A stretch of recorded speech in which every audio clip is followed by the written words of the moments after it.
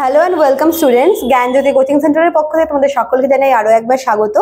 আজকে আমি তোমাদের থার্ড সেমিস্টার মেজর ইংলিশের পেপার 4-এর সাজেশন নিয়ে আলোচনা করব। তোমাদের এর আগে আমি দিয়েছিলাম সাজেশন, তবুও যেগুলো তোমাদের খুব বেশি করে পড়তে হবে, মানে যেগুলো পড়লেই না পড়লেই নয়, এমন কিছু কোয়েশ্চেন তোমাদের পেপার 4 থেকে আজকে আমি আলোচনা করব।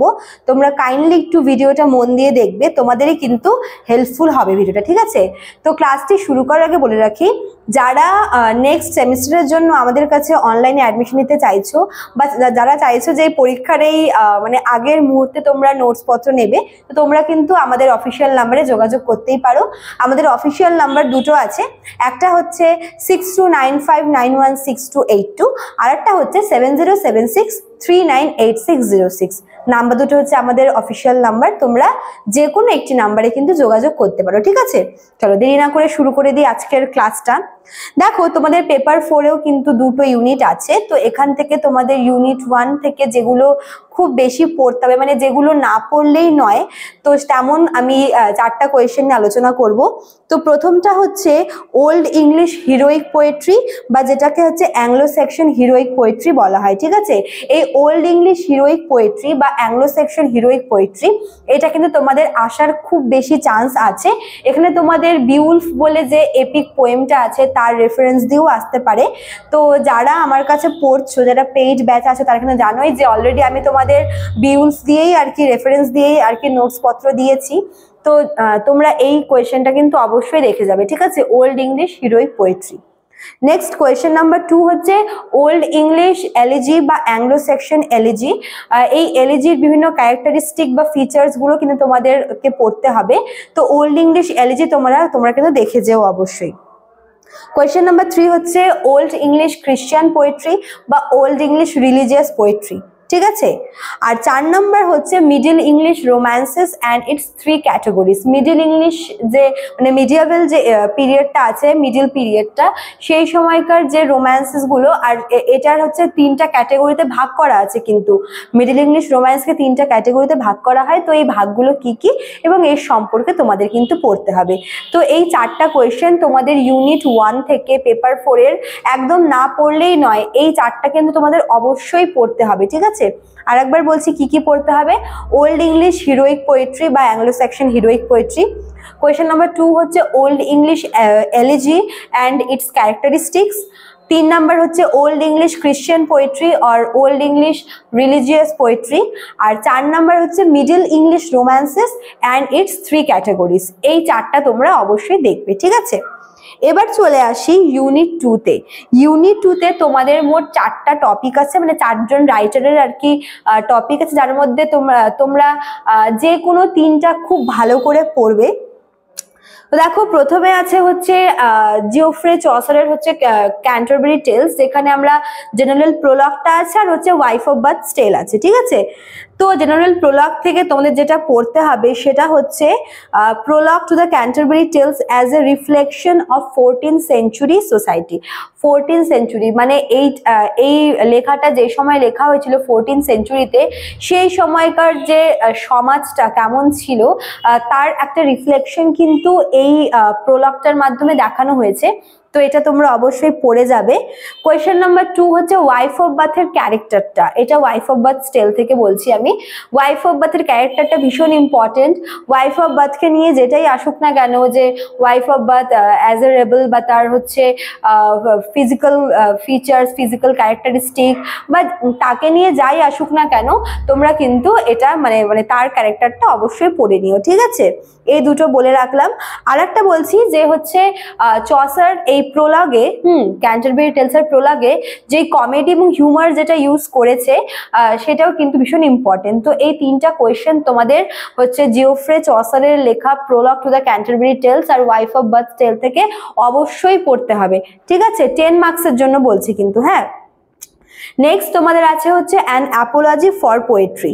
অ্যান অ্যাপোলজি ফর পোয়েট্রি থেকে তোমাদের যেটা পড়তে হবে সেটা হচ্ছে role of poets and poetry, ঠিক আছে, মানে সিডনি এই পোয়েমটাতে হচ্ছে পোয়েট এবং পোয়েট্রির যে কন্ট্রিবিউশনটা বা রোলটা, অবদানটা, সেটা কি হিসেবে দেখিয়েছে এটা তোমরা অবশ্যই দেখে যেও।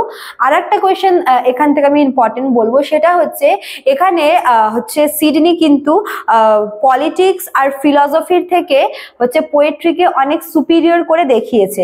তো তার এই সুপিরিয়র করে দেখানোর কারণটা কি? তো এই দুটো কোয়েশ্চেন তোমরা অবশ্যই পড়বে, ঠিক আছে। একটা সেকেন্ড আমি দাঁড়াচ্ছি, কোয়েশ্চেনটা আমি রিপিট করছি যেটা বললাম শুরুটা, যে role of poetry and poets। আর কোয়েশ্চেন নাম্বার 2 হচ্ছে superiority of poetry over history and philosophy। Sorry এটা পলিটিক্স না, এটা হচ্ছে history and philosophy. History and ফিলসফির থেকে বেশি পোয়েট্রিকে দেখিয়েছে, মানে বড় করে দেখানো হয়েছে। তো এই দুটো কোয়েশ্চেন 10 মার্কসের জন্য তোমরা অবশ্যই অ্যান অ্যাপোলজি ফর পোয়েট্রি থেকে পড়বে, ঠিক আছে। নেক্সট চলে আসে হচ্ছে ফেয়ারি কুইনে। The fairy queen book number 1। তোমরা এখান থেকে সব থেকে যেটা ইম্পর্টেন্ট সেটা হচ্ছে রেড ক্রস নাইটের যে ক্যারেক্টারটা, রেড ক্রস নাইটের রোলটা কিন্তু ভীষণ ইম্পর্টেন্ট, ইনক্লুডিং তার জার্নি, সে ড্রাগনটাকে মারার জন্য সে যে জার্নিটা করেছিল, তো সমস্ত কিছু কিন্তু রেড ক্রস নাইটকে নিয়ে যেটাই আসুক না কেন তোমরা কিন্তু তার রোলটা ভালো করে পড়ে যাও। কোয়েশ্চেন নাম্বার 2 হচ্ছে the fairy queen book number 1 as a allegoric poem. যেহেতু এটা একটা লং পোয়েম, তো অ্যালেগোরিক পোয়েম, এখানে কিন্তু অনেক অ্যালেগোরি, অনেক রূপক ধর্মী আমরা দেখতে, রূপক ধর্মী কবিতা এটা একটা, অনেক রূপকের আমরা কিন্তু এখানে আর কি নিদর্শন দেখতে পাই। তো এই দুটো তোমরা পড়বে। আর একটা আমি কোয়েশ্চেন বলছি, সেটা হচ্ছে ডুয়েসা যে আছে, মানে যে আর কি অ্যান্টাগনিস্ট, যে ভিলেন, যে তার রোলটাও কিন্তু ভীষণ ইম্পর্টেন্ট। তো এই তিনটা তোমরা অবশ্যই দ্য ফেয়ারি কুইন থেকে পড়ে যাবে। কি কি বললাম? The fairy queen as a allegoric poem, red cross নাইটের ক্যারেক্টারটা, আর হচ্ছে ডুয়েসার ক্যারেক্টারটা 10 মার্কসের জন্য। নেক্সট আমি তোমাদের আসবো হচ্ছে বেকনের যে এসেগুলো, দেখো তোমাদের টোটাল 6টা এসে আছে বেকনের এসেতে। তো এখান থেকে তোমাদের 6টার মধ্যে 6টাই যে পড়তে হবে এমন না, কয়েকটা বেছে বেছে তোমরা পড়বে। যেরকম বেকনের এসেতে আমি বলবো যে স্টাডিজ যেটা আছে, অফ স্টাডিজ, সেটা তোমরা ভালো করে দেখে যেও। এখান থেকে পড়াশোনা বা এডুকেশনের গুরুত্বটা, ঠিক আছে, ইম্পর্টেন্সটা, এটা ভীষণ ইম্পর্টেন্ট। আর হচ্ছে একটা কোয়েশ্চেন এখান থেকে আসবে যে পড়াশোনার অ্যাডভান্টেজ এবং ডিসঅ্যাডভান্টেজটা, ঠিক আছে, সুবিধা অসুবিধা বা উপযোগিতা, এই জিনিসটা কিন্তু তোমাদের অফ স্টাডিজ থেকে পড়তে হবে, ঠিক আছে। আচ্ছা, তো এই কয়টা তোমরা হচ্ছে অবশ্যই কিন্তু বেকনের স্টাডি থেকে পড়ে নিবে, যেটা বললাম। আর 10 মার্কসের জন্য যেগুলো বললাম এগুলো তোমাদের পড়তেই হবে, যে করেই হোক এই কয়েকটা কোয়েশ্চেন তোমাদের কিন্তু পড়তে হবে। নেক্সট আমি তোমাদের 5 মার্কসের কোয়েশ্চেনগুলো নিয়ে আলোচনা করছি ইউনিট 2-তে। তো প্রথমে হচ্ছে ক্যান্টারবারি টেলস থেকে তোমরা 5 মার্কসের জন্য পড়বে হচ্ছে ইম্পর্টেন্স অফ রিলিজিয়ান, ঠিক আছে। এখানে রিলিজিয়ান বা ধর্মের যে আর কি গুরুত্ব, ইম্পর্টেন্সটা, সেটা কিন্তু তোমাদের এখানে অবশ্যই হচ্ছে পড়তে হবে, ঠিক আছে। এবার হচ্ছে কোয়েশ্চেন নাম্বার 2 যেটা, সেটা হচ্ছে physical characteristics of wife of Bath. Wife of বাথের যে ফিজিক্যাল ক্যারেক্টারিস্টিক বা তার চারিত্রিক যে বৈশিষ্ট্যগুলো, ঠিক আছে, তার দৈহিক যে বৈশিষ্ট্য, যেরকম তার দাঁতের মাঝে গ্যাপ ছিল, সে কানে একটু কম শুনতো, তার সেক্সের চাহিদা ভীষণ বেশি ছিল, সেক্সুয়াল ডিজায়ার ছিল। তো এগুলো কিছু তোমাদের কিন্তু এখানে অ্যাড করতে হবে, ঠিক আছে। আচ্ছা, তারপর নেক্সট কোশ্চেন হচ্ছে রোল অফ আর্চিমাগো। এটা হচ্ছে দ্য ফেয়ারি কুইন থেকে। দ্য ফেয়ারি কুইন থেকে বলছি যে রোল অফ আর্চিমাগো, এও কিন্তু ডুয়েসার মতোই একজন ভিলেন, তো তার রোলটা তোমরা এখান থেকে অবশ্যই পড়বে। আর রোল অফ উনা, ঠিক আছে, মানে যে রেড ক্রস নাইটের যে ফিয়ান্সে থাকে, উনার রোলটাও কিন্তু এখানে ভীষণ ইম্পর্টেন্ট, তোমরা এটা দেখে যেও, ঠিক আছে। নেক্সট হচ্ছে কোয়েশ্চেন তোমাদের অ্যান অ্যাপোলজি ফর পোয়েট্রি থেকে। এখানে কিছু ক্লাসিক্যাল রেফারেন্স দেওয়া হয়েছে, ঠিক আছে। সিডনি এই পোয়েমটাতে কিছু ক্লাসিক্যাল রেফারেন্স দিয়েছে, তো সেটা কিন্তু তোমরা এখানে দেখে যেও অবশ্যই। আর হচ্ছে তোমাদের বেকনের এসে থেকে আমি বলবো যে তোমরা যদি পসিবল হয় তোমরা সব কয়টা এসে অন্তত তোমরা ক্রিটিক্যাল অ্যাপ্রিসিয়েশনটা পড়ে যাও, মানে সামারিটা জাস্ট পড়ে যাও, ঠিক আছে। তো এগুলোই তোমাদের মেইনলি দেখতে হবে। তোমাদের পেপার 4টা কিন্তু একটু টাফ হচ্ছে পেপার 3 এর তুলনায়।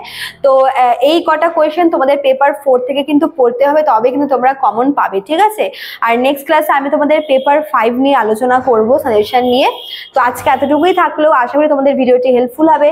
দেখা হচ্ছে নেক্সট ক্লাসে। Thank you.